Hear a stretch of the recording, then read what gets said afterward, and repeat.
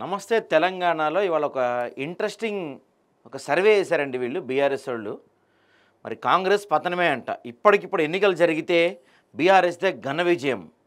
కాంగ్రెస్ ఏడాది పాలనపై ప్రజల్లో అసంతృప్తి.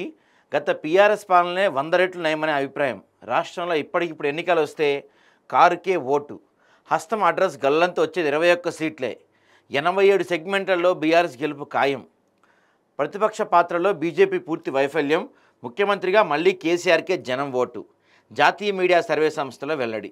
అబ్బో, జాతీయ మీడియా సర్వే సంస్థ అంట. మరి ఈ సర్వే ఎప్పుడు చేశారు, ఎక్కడ చేశారు, ఎవరు చేశారో తెలీదు.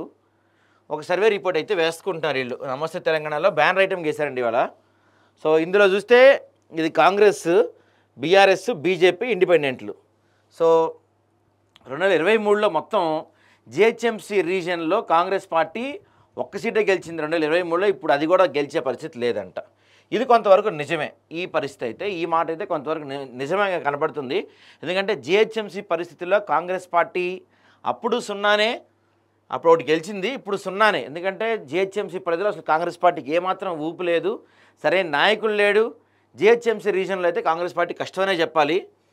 ఇక 2023లో ఇక్కడ బీఆర్ఎస్ 16 గెలిచింది.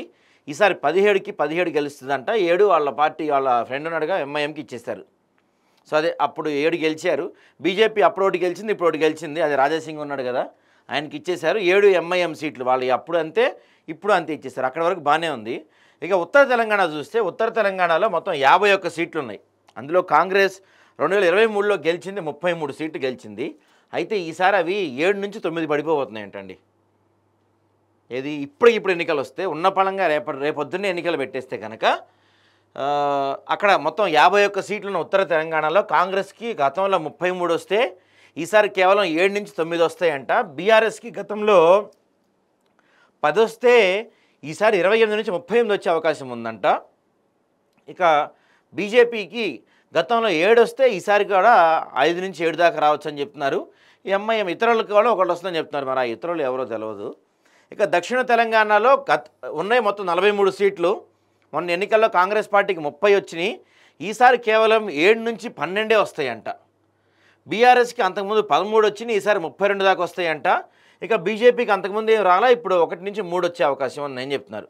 అయితే వీళ్ళు ఏం చెప్పారు, ప్రతిపక్ష పాత్రలో బీజేపీ పూర్తిగా వైఫల్యం అని చెప్తున్నారు. కానీ మరి మీరు వేసిన సర్వే ప్రకారం చూస్తే బీజేపీకి గతంతో పోలిస్తే సీట్లు పెరిగాయి కదా.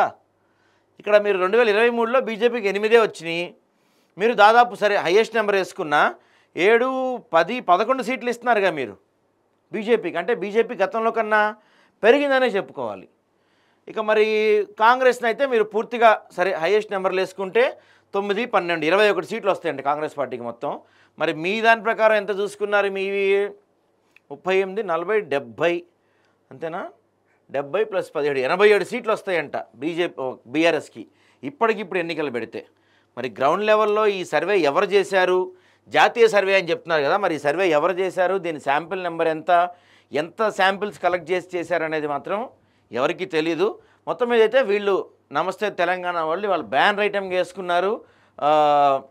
ఇప్పటికిప్పుడు ఉన్న పలంగా ఎన్నికలు జరిగితే 87 సీట్లలో బీఆర్ఎస్ విజయకేతనం ఎగరవేయబోతుంది అని చెప్తున్నారు. మరి 21 సీట్లు వస్తాయండి కాంగ్రెస్ పార్టీకి ఇప్పటికిప్పుడు ఎన్నికలు జరిగితే.